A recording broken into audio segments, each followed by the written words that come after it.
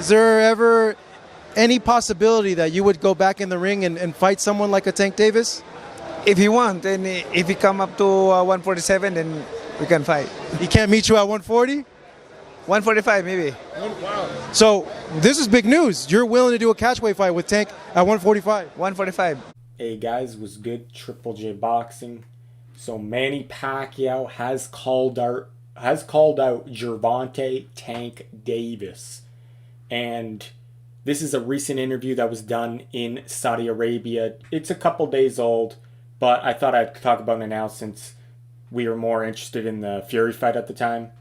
Now that that fight's over, we can more talk about other topics. So, in an interview with Marcus Vegas of Fight Hub TV, he said that he will fight Gervonta Davis at 147, and he is willing, though, to come down to 145 at a catchweight to fight Tank. And he asked Pacquiao if he'd go down to 140. He said no. It's too hard for him to take off the weight at his age, he said. So we're talking 147 or 145. And this fight has been talked about in the past and rumored in the past a couple years ago, I think, but never materialized. It was only like for a little bit it was talked about, but nothing came of it. But this fight, what do I think about it, guys? Now, it seemed like Pacquiao didn't really initiate it in saying Gervonta Davis's name. I think Marcus Vegas just said he brought up Gervonta Davis's name, and Pacquiao just responded saying, yeah, I'll fight him. So it's not like he was having ongoing talks with Davis like right now, and that he came out and said Gervonta's name. It was more he was asked about Gervonta Davis, and he said, yeah, I will fight him at 147 or 145. So realistically, Pacquiao would say yes to any fight that someone would ask, right? Unless it was something like, are you going to fight Triple G? He would probably say, no, that's too big or something. But anyone like welterweight and below, I'm sure Pacquiao would say yes to any of those fights that were obviously would make financial sense. So if they said, like, if he brought up Ryan, he would probably say, yeah, I would take that fight. If he brought up Shakur or Devin, I'm sure he would say yeah to that as well, right? But the Tank fight is a very interesting fight because Tank is a very small fighter like Pacquiao. They're both around the same height. I think they're both around like 5'6", maybe a bit under. They're around that. So I think it would be interesting because Pacquiao usually has to fight a lot bigger guys that have the reach on him, whereas this fight, that wouldn't be the case. And for Tank, he'd be fighting someone around his size, but he would have to move up in weight, which he currently fights at 135. So this would be a 10-pound jump for him if it was at the catch weight of 145, or a 12-pound jump, which with Ryan, he gave that rehydration clause in effect, whereas this fight, Pacquiao would get to call a lot of the shots probably. Even though Tank is usually the A side, in this fight, he would be the B side, and he would have to come up and fight Pacquiao, right? He wouldn't get to dictate terms like that. So, will Tank take the fight? If I'm Tank, I'm taking this fight because if he wins, he catapults, like he's the A side forever pretty much until he loses against somebody.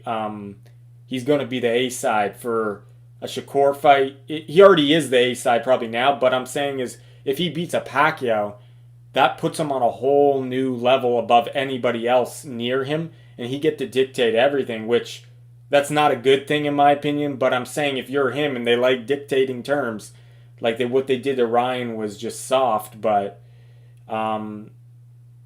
it wasn't right what he did, but Ryan signed the contract. But I'm saying, like, if he beat Pacquiao, he would totally get to he get to dictate everything pretty much against Shakur and Devin. Like, they would get no say in anything. Let's be honest. Or Tio, that would be a good fight too. But yeah, so guys, this is just like a no-brainer. Like, if you're Tank, you're taking this fight, and you're taking it on all of Pacquiao's terms, because that's what a fighter should do that wants to take the torch, because no one really passed the torch. Mayweather never passed the torch. His last fight was against McGregor, and he fought Berto, so he never wanted to pass the torch.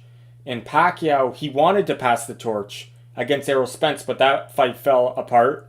And then the loss against Ugas, it's not like he got dominated by Ugas. Ugas won the fight, but it wasn't the guy that we wanted Pacquiao to fight. So Ugas didn't have enough in his toolbox to get Pacquiao to dominate Pacquiao. So he never fully passed the torch to Ugas. Ugas wasn't that guy. So Pacquiao never really passed the torch. Even though he lost that fight, it was a close fight, and it was a decision loss for Pacquiao. But when you pass the torch, you got to take it from that guy. Like what Pacquiao did to De La Hoya, that was passing the torch, you know what I mean? Other fighters, what they've done in the past, when they get a dramatic knockout of their idol, right? Or, you know what I mean? At least you gotta put a beating on them, right? Which Ugas didn't really do. So this would be an opportunity for Gervonta to take the torch and to really see. My problem with Gervonta is, like, a lot of people criticize his resume, but he fought good fighters, guys. They're not bums. It's just he's not fighting who we want him to see. My problem with Gervonta, and it's a totally different video, I'll talk about it. What he did to Ryan was just cowardly. To make a guy dehydrated against you just shows you're not confident in winning, to be honest. And I know a lot of people will say, yeah, Ryan shouldn't have taken it. It wouldn't have mattered. Gervonta would have won anyway. Okay, but he didn't believe he was going to win anyway. Because if you were truly confident, you wouldn't have put that stipulation on Ryan. So that's my only problem with Gervonta Davis. It's not his resume. His resume's, it's okay. Obviously, he hasn't fought the top guys around his division. But what he did to Ryan, like, say if he fought Ryan, no catchweight, no rehydration clause, no bullshit, right? Was it at catchweight? I kind of forget now. I forget if it was at the full 135, or I think it was a catchweight, wasn't it? Well, anyway, there was a rehydration clause. And let's just say you take that out, and he fought Ryan when he was fully hydrated and healthy. If he got the win the same way he did, I would be full on board with Gervonta. I would have nothing to say wrong about him, other than we do want to see him fight Shakur, Devin, and Tio. But that will come. But that's my only issue with Tank. But he's got to take this fight against Pacquiao. It will really boost his resume if he gets the win. And I believe it's not, like, some people are saying it could be a risky fight for him, but my instinct and my gut is telling me that this is just a dangerous fight for Pacquiao, because Pacquiao is just, he's been inactive for so long now. He's almost 45, I think, right? And Tank's got that explosive timing, so he could time Pacquiao and hurt him, right? And knock him out. I just think it's a dangerous fight for Pacquiao. But that's just the warrior Pacquiao is. But a lot of people are saying that Gervonta, this will be the best opponent he's ever faced, which is true, but he's fighting a guy like that's 45. So really, at this point, it wouldn't be the best opponent he's ever faced, maybe, because we don't know what Pacquiao is going to show up. The Pacquiao against Ugas, I think, would still put up a good fight against Gervonta and give Gervonta a tough fight. Even that version, right? I think it'd be competitive. But if Pacquiao shows up even worse than the Ugas, that could be a problem for him. So it's just my prediction would be that Pacquiao would lose the fight. I think Tank would beat him at this point. just because the explosive timing that Gervonta has. He's 28. He's in his prime. This is at the height of his career. When you reach near 30, that's when you're at your best usually. You have the best amount of experience, plus you're still relatively young. Whereas Pacquiao hasn't been prime Pacquiao since 2011, to be honest. He hasn't been prime Pacquiao for 12 years now. So it's just some people are saying though that Pacquiao could give him trouble still, and that Tank struggled to get Gamboa out of there. Did he even knock him out? I think he knocked him in round 12 or something, right? So it's like it's hard to really say if he could get Pacquiao out of there. Pacquiao's got a good chin. People forget that. They bring up the Marquez knockout, but other than Marquez and the two fights very early in his career in the Philippines, Pacquiao's chin is pretty solid. So it's kind of I could see that scenario playing out too, where Tank could maybe not knock out Pacquiao and might, let's just say he underperforms against Pacquiao. He still gets the win even. Would that affect his stock? Would that affect his reputation? It really depends, because if it's a very close fight and he wins, I think, yeah, it might affect him a bit. But if it's competitive and he gets the win, but he clearly wins, I think it's just still a win-win for Gervonta. The only loss that Gervonta could really take in this fight, because, like, I don't know if Pacquiao could knock him out, which Tank is a lot smaller, and Pacquiao's used to hitting a lot bigger guys and dropping them. So it would be interesting to see how Tank responds when he gets hit by the biggest puncher he's ever faced, right? I know Pitbull Cruz is a pretty good puncher. He's pretty explosive, but Pacquiao is obviously bigger. He fights at a higher weight class, right? So there's more weight behind those punches and more snap. So it would be interesting to see how Tank could take the power. But as long as Tank doesn't make the fight super close and he clearly wins, even if it's competitive, but he clearly wins, it's just a win-win for him. Now, obviously, if Pacquiao were to beat him, knock him out, or even make it super competitive where you don't know who won and it's a controversial win for either of them, which they would probably give the win to Tank because they're trying to build him, right? If it was a close fight, they're going to give it to Tank. That could affect his stock for sure. But yeah, like, I just can't see, there's not much downside for Tank for this. He's got to take this fight if it is presented. If Pacquiao does send him the contract, he has to take this. It puts him in the driver's seat for this foreseeable future if he beats Pacquiao. Devin, Shakur, Tio, they can't do shit at that point. They can't dictate any sort of terms, which it is bad. We don't want that. We hate when fighters become the A side and they dictate everything. Like, that's just not right.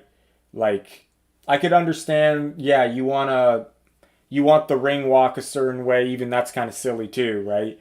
Like, I want to be walking out second or whatever, all that bullshit. Like, I know usually the champ walks out second, but sometimes in the past I've seen A-side fighters, they want, even though they're not the champ, they walk out second or something. So stuff like that, it doesn't really matter in my opinion. It's stupid. But when you're dictating, oh, he can't wear these gloves that are approved, like what Mayweather does, or this guy can't weigh a certain weight, like Gervonta did, like, you don't want that getting worse, right? So that could be bad too. But if you're Tank and you're Ellerby and Mayweather, I don't know if Mayweather still controls Tank. I'm sure maybe he does. I know Ellerby does. They're loving this. They're loving this opportunity. I can't see why they wouldn't.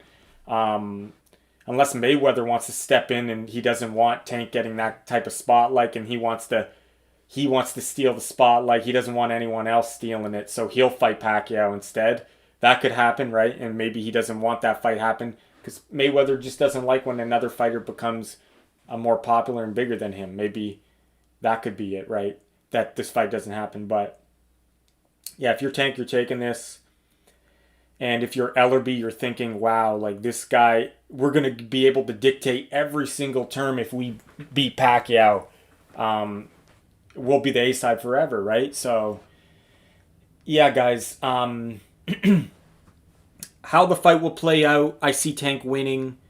It's hard to say if he'll knock him out. It's possible, right? Because Pacquiao's just so old now. You don't know what he's going to bring to the table. I know he stays active. He's fit.